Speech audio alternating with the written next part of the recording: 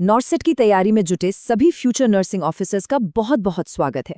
मेडटॉक 19 पर आज हम एक ऐसे टॉपिक की चीरफाड़ करने वाले हैं जिससे एग्जाम में सवाल आना भाई लगभग तय है, और वो टॉपिक है हेपेरिन। तो हाँ, अगर आप चाहते हैं कि ऐसे इंपॉर्टेंट टॉपिक्स आपसे कभी मिस ना हो तो चैनल को सब्सक्राइब करना बिल्कुल मत भूलिएगा।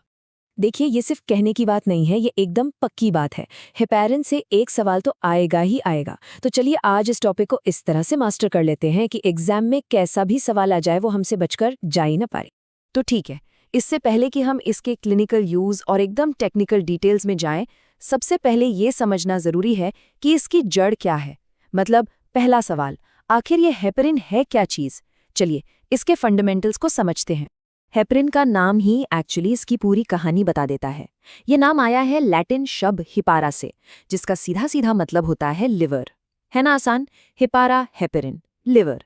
क्यों? क्योंकि ये बनता ही हमारे लिवर में है। अच्छा, अब थोड़ा और डीप डाइव करते हैं। लिवर में तो बनता है, पर लिवर के अंदर कौन बनाता है? तो वो हैं मास्ट सेल्स। यही वो सेल्स हैं जो नेचुरली हेपेरिन को प्रोड्यूस करती हैं। और हाँ, ये एक सीधा साधा क्वेश्चन बन सकता है एग्जाम में कि हेपेरिन का सोर्स कौन से सेल्स हैं। याद रखिएगा, मास्ट सेल्स। अब आते हैं इसके केमिस्ट्री पर। डरिए मत, बहुत सिंपल है। हेपेरिन केमिकली एक म्यूकोपॉलीसैकेराइड है। अब ये क्या बला है? अरे सिंपल भाषा में कहें तो ये शुगर के मॉलिक्यूल्स की एक लंबी सी चेन है, बस इतना ही। लेकिन हाँ, ये क्लासिफिकेशन, ये नाम याद रखना बहुत जरूरी है, एग्जाम में पूछ लेते हैं। ऑलराइट, तो अब हमें ये पता चल गया है कि हेपेरिन क्या है, कहाँ से आया। अब आता है सबसे इंटरेस्टिंग पार्ट कि ये बॉडी में जाके अपना जादू चलाता कैसे है। मतलब इसका मैकेनिज्म ऑफ एक्शन क्या है, और एज अ नर्स इसे पेशेंट को देने का सही तरीका क्या है। चलिए देखते हैं। देखिए, इस पॉइंट को बहुत ध्यान से समझिएगा क्योंकि सबसे ज्यादा कंफ्यूजन यही होता है। हेपेरिन पहले से बने हुए ब्लड क्लॉट को, यानी खून के थक्के को तोड़ता नहीं है। इसका काम है नए थक्के बनने से रोकना। ये एक तरह से प्रिवेंशन का काम करता है। ये कोई थ्रोम्बोलाइटिक एजेंट नहीं है जो क्लॉट को डिसॉल्व कर दे। ये जो डिफरेंस है ना, ये एग्जाम के लिए एब्सोल्युटली क्रिटिकल है। हेपेरिन की एक और खास बात है जो इसे यूनिक बनाती है। इसका इस्तेमाल इन विवो और इन विट्रो दोनों तरह से होता है। मतलब ये कि इसे हम बॉडी के अंदर हॉस्पिटल में ट्रीटमेंट के लिए भी यूज करते हैं, और बॉडी के बाहर लैब में ब्लड सैंपल्स को जमने से बचाने के लिए भी यूज करते हैं। कितना वर्सेटाइल है ना? तो अब सवाल उठता है कि इसे एडमिनिस्टर कैसे करें। इसके सिर्फ और सिर्फ दो ही अप्रूव्ड रूट्स हैं।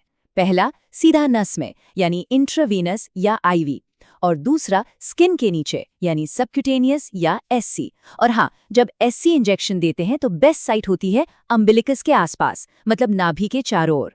क्यों? क्योंकि वहाँ फैट की अच्छी लेयर होती है जिससे अब्जॉर्प्शन स्लो और स्टेडी होता है। और नीडल कौन सी? 5/8 इंच की। और अब वो रूल जिसे आप अपनी नर्सिंग प्रैक्टिस में कभी नहीं भूल सकते, लिटरली नेवर। हेपेरिन को कभी भी, एंड आई मीन कभी भी, इंट्रामस्कुलरली यानी आईएम नहीं दिया जाता। अगर ये गलती हुई तो मसल में सिवियर ब्लीडिंग या हीमाटोमा हो सकता है, जो बहुत खतरनाक है। ये एग्जाम का one of the favourite questions है, तो इसे दिमाग में बिठा लीजिए। ओके, सो क्या है और कैसे काम करता है ये तो हम समझ गए। अब आता है अगला बड़ा सवाल, कब। वो कौन सी क्लिनिकल कंडीशंस हैं, वो कौन सी सिचुएशंस हैं जहां हेपेरिन एक लाइफ सेविंग ड्रग साबित होती है। एक्चुअली इसका इस्तेमाल बहुत वाइड है। डीवीटी यानी डीप वेन थ्रोम्बोसिस और पल्मोनरी एम्बोलिज्म जैसी जानलेवा कंडीशंस को रोकने से लेकर जब हार्ट लंग्स मशीन पर सर्जरी होती है या डायलिसिस चल रहा होता है, तब भी हेपेरिन चाहिए। इतना ही नहीं, सेंट्रल लाइंस को ब्लॉक होने से बचाने के लिए, यानी फ्लशिंग के लिए, और जैसा हमने पहले बात की, लैब में ब्लड सैंपल्स को फ्रेश रखने के लिए भी यही काम आता है। अब देखिए, हर पावरफुल चीज के साथ एक रिस्क जुड़ा होता है ना। हेपेरिन भी एक बहुत पावरफुल दवा है, और इसका सबसे बड़ा रिस्क है ओवरडोज। तो अगर कभी ऐसी सिचुएशन आ जाए तो इसकी टॉक्सिसिटी को मैनेज कैसे करना है, ये जानना एक नर्स के लिए लाइफ एंड डेथ का सवाल हो सकता है। तो इमेजिन द सिचुएशन, आपके पेशेंट में हेपेरिन टॉक्सिसिटी के साइंस दिख रहे हैं। आपका इमीडिएट इमरजेंसी रिस्पॉन्स क्या होगा? और इसका जवाब एक गोल्डन पॉइंट है जिसे आप कभी नहीं भूल सकते। The antidote is protamine sulphate. बस ये नाम दिमाग में छप जाना चाहिए। हेपेरिन ओवरडोज का एकमात्र और ऑफिशियल एंटीडोट यही है। लेकिन सिर्फ नाम जानना काफी नहीं है ना? डोज भी तो पता होनी चाहिए।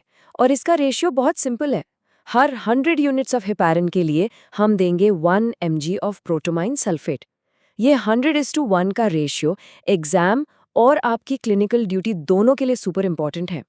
एक स्मार्ट नर्स वही है जो दवा के फायदे तो जाने लेकिन उसके खतरों से भी वेल अवेयर हो। तो चलिए अब बात करते हैं हेपेरिन से होने वाले साइड इफेक्ट्स और कॉम्प्लिकेशंस की। ओके, सो इसके 2 मेन विलन्स हैं। पहला हाइपरकैलीमिया, मतलब ब्लड में पोटाशियम का लेवल बढ़ जाना, और दूसरा है HIT। इसका मतलब है हेपारिन इंड्यूस्ड थ्रोम्बोसाइटोपेनिया। अब ये बड़ी अजीब सी कंडीशन है, मतलब दवा दे रहे हैं खून पतला करने के लिए और वो उल्टा प्लेटलेट्स कम करके क्लॉट्स बनाने लग जाती है। ये बहुत सीरियस है। हाँ, एलोपेशिया और ऑस्टियोपोरोसिस जैसे साइड इफेक्ट्स भी हैं, पर वो काफ़ी रेयर हैं। तो ये हाइपरकैलीमिया होता क्यों है? देखिए, इसका मैकेनिज्म सिंपल है। हेपेरिन बॉडी में एल्डोस्टेरॉन हार्मोन के लेवल को कम कर देता है। अब एल्डोस्टेरॉन का काम है पोटेशियम को बॉडी से बाहर निकालना। तो जब एल्डोस्टेरॉन कम होगा तो पोटेशियम बाहर नहीं निकलेगा और ब्लड में उसका लेवल बढ़ जाएगा। Simple chain reaction. जितना इम्पोर्टेंट ये जानना है कि हेपेरिन कब देना है, उतना ही बल्कि उससे भी ज़्यादा इम्पोर्टेंट ये जानना है कि इसे कब बिल्कुल नहीं देना है। So let's talk about the contraindications. इसका थंब रूल बहुत सिंपल है।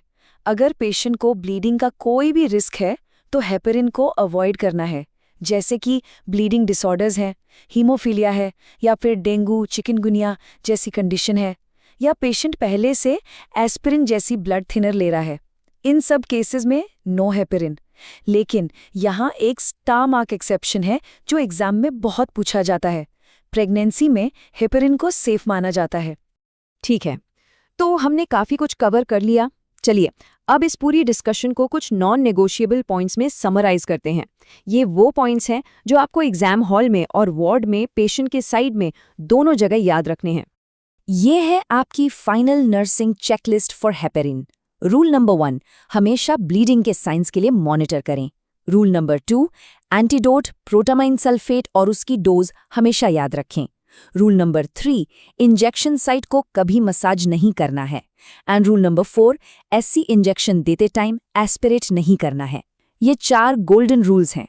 और आखिर में एक सवाल आपके लिए छोड़कर जा रहा हूँ, ये जानते हुए कि हेपारिन इतना पावरफुल है और उतना ही रिस्की भी। ये दवा एक हेल्थ केयर प्रोफेशनल के लिए उस फाइन लाइन को कैसे डिफाइन करती है जो लाइफ सेविंग और लाइफ थ्रेटनिंग के बीच होती है, इस पर ज़रूर सोचिएगा। और हाँ, ऐसे ही इंपॉर्टेंट टॉपिक्स के डीप एनालिसिस के लिए मेड टॉक्स 19 के साथ जुड़े रहिएगा। चैनल को सब्सक्राइब करना मत भूलिएगा।